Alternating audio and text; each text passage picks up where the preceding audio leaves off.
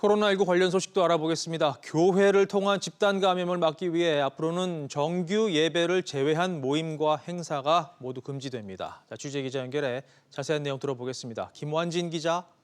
네, 김한진입니다. 정부가 교회 방역을 강화하기로 했죠? 네, 정부가 예배 외에 교회에서 진행하는 소모임과 행사를 금지하기로 했습니다.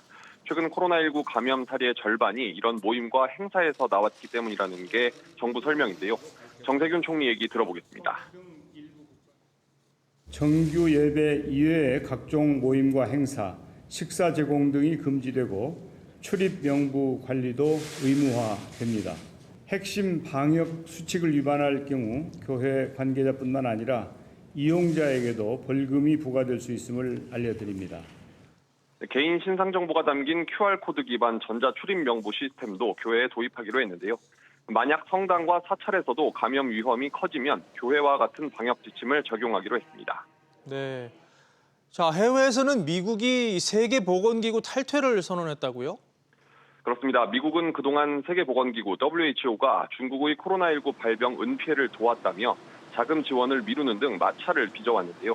결국 미국이 WHO에 탈퇴를 통보했습니다. 하지만 탈퇴까지 1년이나 걸리는 데다 미국 여야 모두 반대하는 상황이라 실제 탈퇴로 이어질지는 미지수입니다. 이런 가운데 WHO가 공기를 통한 코로나19 감염 가능성을 검토하고 있다고 밝혔는데요. 최근 전 세계 과학자들이 감염 경로에 공기 전파도 추가해야 한다고 주장한 데 따른 겁니다. 한편 그동안 가벼운 독감이라며 코로나19 위험성을 무시해온 자이르 보우소나르 브라질 대통령이 확진 판정을 받았는데요. 기자들을 만난 자리에서 두려워할 이유가 없다며 이게 인생이라고 말했습니다. SBS CNBC 김한진입니다.